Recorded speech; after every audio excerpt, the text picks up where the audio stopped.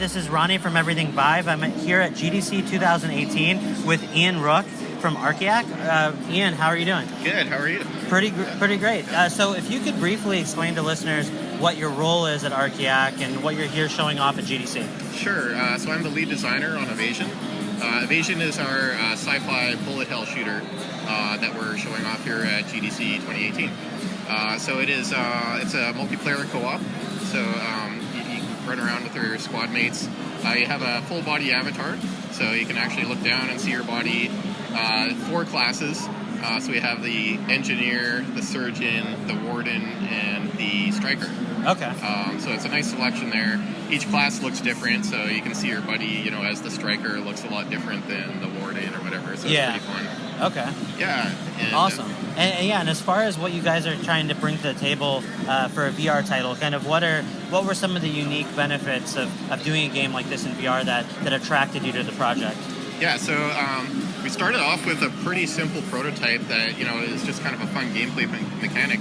And then we were kind of looking at what people were craving in VR, and there's a lot of talk about, people were wanting just like full locomotion where they could actually run around and not play like a wave shooter or something like that, right? So we were like, okay, we actually have the gameplay for that, so let's do it. And so yeah, it's like full locomotion, you run around doing your missions, and it's super intense. It's like a bullet hell, so you're doing a lot of dodging and ducking and weaving and blocking.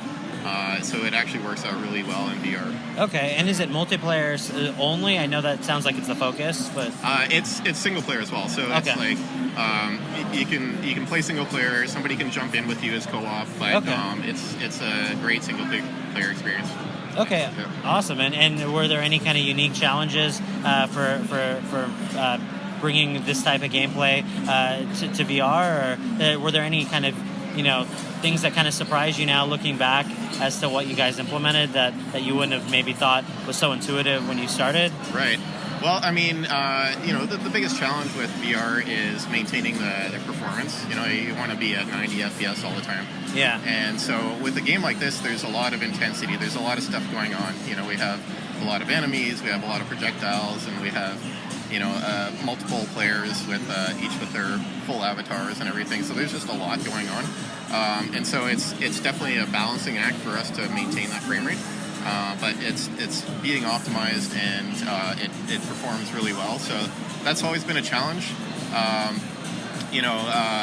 UI in a game like this is a bit of a challenge in VR, but we think that we've kind of solved it. So awesome. And then just sort of things that you take for granted in like console and PC games, just collision on the walls, in VR, a player can just kind of walk right through it, and so we have to do kind of extra special things to prevent that from happening. So okay, in terms of the UI, you did mention that you guys kind of found a solution to what at the beginning seemed like it was kind of a difficult task. What did you end up going with, and kind of what were some of the benefits of the system that you decided to use? Yeah, so we we've prototyped a bunch of different things. There's always the people want to try out like the sort of Iron Man, like HUD and stuff like that. Which, we tried and it was kind of neat, but we found it was a lot better to not really have UI tethered to your face, right? Yeah.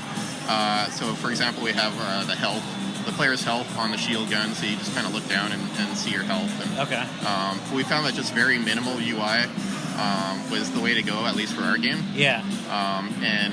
And just kind of making sure that the gameplay doesn't rely on a whole bunch of UI. Right? Okay. And then, we just have like health bars on the enemies, and so almost like sort of AR and VR, right? So, you have call-outs of things happening in the environment, but they're not really apparent in your face. Okay. Yeah. And as far as what you guys did with the locomotion, you mentioned that, and I hear this all the time from a lot of the more hardcore players in VR. They love multiplayer experiences where you have full range of locomotion with joysticks and whatnot. Yep.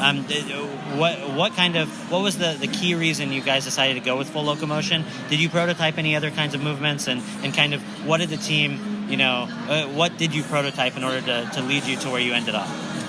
So we started with a stationary game, and we're like, okay, how can we make this into like kind of a mission shooter, right? So we're moving around, and so we tried a bunch of different ideas. There's kind of like the time crisis thing where you're moving around and teleporting like, you know what, like that's been done. Let's just go for it and put in locomotion, and then just kind of tweak it until it feels good. And then we realized that really the best thing to do is just to give players options. Yeah. And so some players have an iron stomach and they just want the very authentic experience, you know, and so they can just do the free movement, very smooth locomotion, very traditional first-person shooter. And then, but also give an alternative locomotion for people that, you know, can maybe get a little bit queasy, right? So, so we have a dash step, which is kind of like little mini teleports. So you're just kind of like little jumps forward. Yeah. But at the same speed as if you're running along somebody that's doing free movement, right? Okay. So it's kind of balanced. So you're both moving at the same speed, but one person is kind of being a little more jittery. Yeah. But it works. It works well enough together that it's not like super jarring. That's right. Yeah. Okay. And it seems to work for most people. Okay. Those two modes. We also played around with a couple others. Like we had a jogging mode, which is like you would actually kind of run up and down on the spot, and that's pretty good. Like that combined with free move, so you're doing the free movement without the dash step. But just the act of moving up and down, like kind of jogging on the spot, helps a lot of people. With motion kind of tricks their mind into thinking that they're actually moving, so that helps too. Okay, cool. And as far as the different classes in the game, what were some of the things that you guys did to maybe like differentiate playing each character class within VR? Because there's obviously benefits to kind of the role-playing aspect of a game in VR, given that you're actually physically doing some of the kinds of things that the character's doing. Like, can you touch a little bit on that? Like how you differentiated classes? Yeah, so one of the things that we wanted to make sure we were doing is not making sure that each class could still hold their own in single player. Right? Okay. You don't want to have to rely on your teammate, even if you... So let's say you want to play as a healer, then, you know, play as the surgeon with a teammate, and, you know, you don't have to shoot if you don't want to. You can just heal, but also you can do a ton of damage if you want to. So the main thing was making sure that each class feels unique, but can still hold their own in a single player. Okay. But they each kind of have like their support role. Okay. So you have your tether beam that you can use on a teammate, and so, you know, as a surgeon you're healing. As the warden, you're buffing the teammate with some damage resistance. With the engineer, you're buffing the teammate with like a chance of proccing chain lightning. Okay. And with the striker, you're buffing the teammate with extra damage on their shots. Okay. And then they each have a unique finishing move, so like you can kind of just like show off and kill enemies in a more spectacular way. They also each have a different size shield. The warden, being the tankier one, has the largest shield, but he's also very close range. You know, he has a shotgun blaster, and so he's very up close and personal and do a lot of damage in close range. But at long range, you know, it'll take a lot more shooting. Okay. Whereas the striker, you know, she is a lot more agile, but has a smaller shield, but is super deadly with damage, right? Long range and short range. She's a very precision shooter. She can mark targets and do homing shots at the targets. As far as balancing the game goes and balancing out the classes, I don't know what your experience is prior to working on Evasion, but I'm kind of curious as to how play testing for balancing purposes in VR might be different in ways from like traditional balance testing, like actually dealing with people in, you know, working out not only the balancing issues perhaps with the character classes, but also just, you know, the kind of the weird things that can sometimes happen with VR. Yeah. So I didn't know if you could speak a little bit about, you know, how playtesting has gone in your game and kind of what you guys... Yeah, I mean, in terms of the difference between playtesting classes, like balancing classes in VR versus traditional console games, not a whole lot of difference. Okay. You know, it's really just takes a whole lot of testing and a lot of feedback. And then, like myself, when I'm, you know, tuning the classes, as a single player, I'll just jump in there. I'll play like a few missions as this one class, and then I'll play the same missions as another class, and I'll do that over and over with all the different classes, and be like, okay, so even though I've already balanced the numbers in terms of damage and stuff, does this one feel OP or underpowered compared to the other classes or whatever? Yeah. So there's a lot of trial and error there, and then just kind of getting players to try them out, and then there's just like it's important to do that early on, and then you can do a lot of tweaking over the next few months, right? So that's the main thing.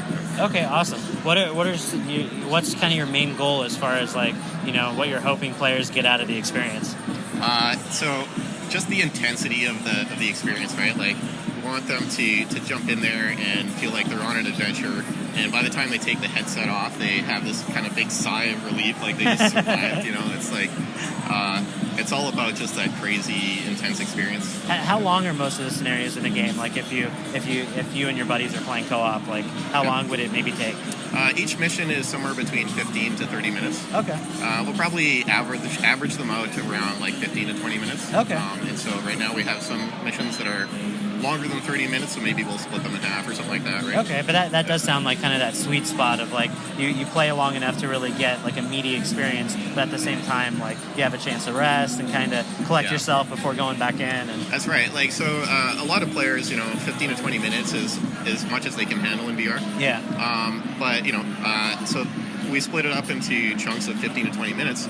And then a player that wants to keep playing, they can just hit continue and go right on to the next mission. Right? Okay, awesome. And as far as, I don't know if you guys have announced a release date or anything like that. When are you guys hoping, what are you targeting, We're targeting fall 2018. Okay, awesome. And as far as, if people want to follow the game, possibly reach out to you guys for any feedback or just learn more about what you guys at Archiact are doing, what's the best way for people to reach out? Best way is to actually wishlist us on Steam. Okay. And then they'll be getting all the updates and everything. Okay. And then find our Twitter handle, which I actually don't know offhand. That's fine. I'm sure. Yeah. I'm sure people that are really interested will go out of their way to find that. So, all right. Well, thank you very much, Ian, for your time. I really appreciate it, and I look forward to playing. Great. Thank you very much. Thanks.